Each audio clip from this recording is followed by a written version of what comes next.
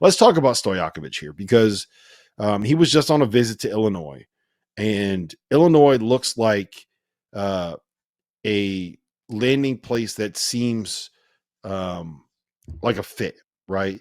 Uh, not just because they have a 5 that can shoot, and they just landed a point guard from the the Adriatic League, an MVP candidate from the Adriatic League who's 22 years old. Like, what are we doing? 22-year-old MVP candidates from the Adriatic League are now eligible to play college basketball. That makes no sense. But because his last name ends with the Vich, right? We got a Petrovic, we got 2 Ivasiches, and we got a Stojakovic, and they got another guy in there. Like, he's trying to build a EuroLeague roster, is what he's trying to do. He's trying to build like the Serbian national team or the Croatian national team. Let's start with just Stojakovic first. Like, what do you make of where he could end up? I know you just mentioned a couple of schools there, but it seems like Illinois is probably the favorite. Am I right to say that? I don't know. Yeah, I don't know on that. I'm not sure because, again, you visit, you come back. A lot of times you commit right away. He hasn't done that yet.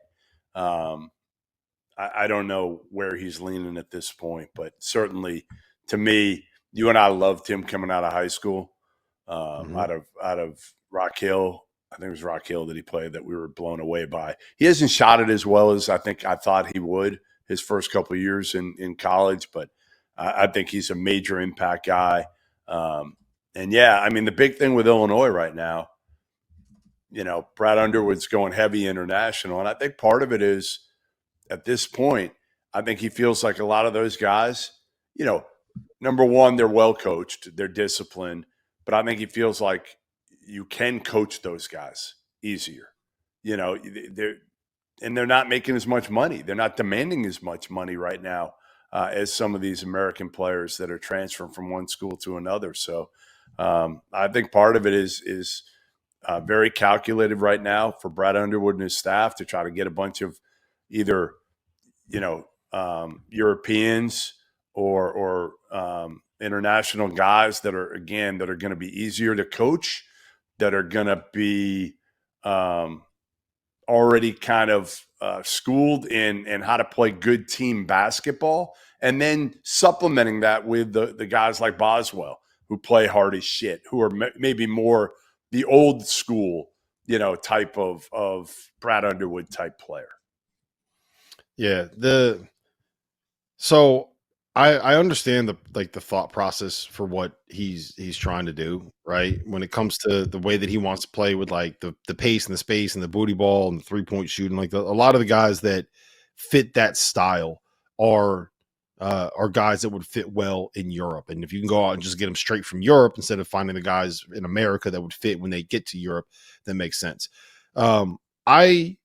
I do not love the idea of having 22-year-old professionals coming over and being eligible for college basketball. And it's not because like it's some grandstanding thing where I don't want to see Europeans come to the game, right? I have an issue with taking away opportunities from kids that are looking to better themselves. Like Mahalo Petrovic is an MVP candidate in a good league in Europe. He is going like he's fine. Like he's going to be able to make money for a long time playing basketball. Scholarships should be an opportunity for 18 to 22-year-olds to be able to better their station in life, right? And I think at the end of the day, the core of college basketball is that.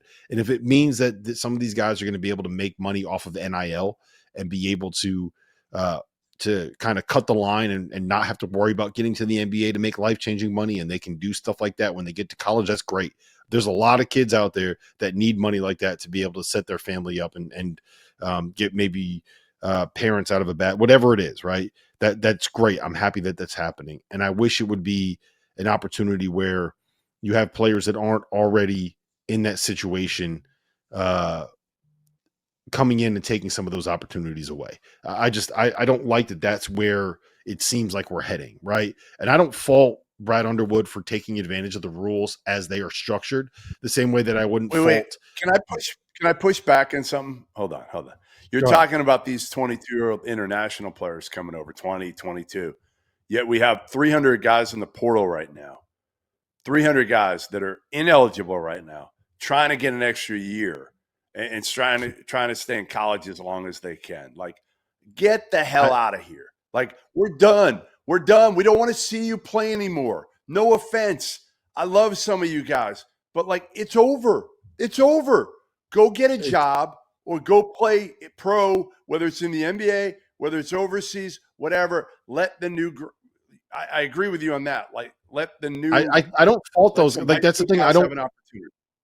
I don't fault those guys for trying though. Like the amount of money that's on the line, like they would be foolish to not try to be able to go get themselves another. Like some of these guys, if you're I don't want to say anyone because every time I like say a name, they're like, why are you making an example out of this guy? No, it's just that think about the player from your team that played 5 years in college already and is now in the portal trying to get an extra year of eligibility, right? Just think about who that player is. And if they can make $1.5 million next year as the 8th man on some program, on some team in the Big 12, you'd be foolish to not try to go get that money because that's probably the same amount of money that you'll make in your career in totality if you go play professionally. Set up a different portal.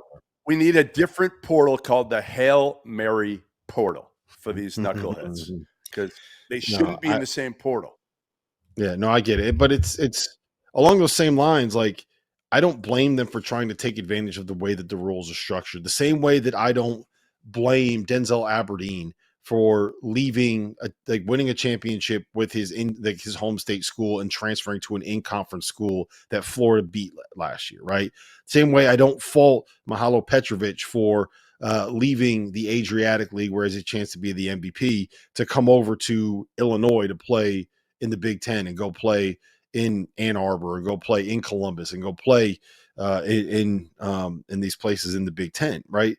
I don't fault these guys for taking advantage of the rules. I fault the NCAA and I fault Mark Emmer and I fault the people that have allowed us to get to this point where they're basically like, you love to call it a shit show, but it's just lawless, man. Like, it is whatever people want to do, they can pretty much do.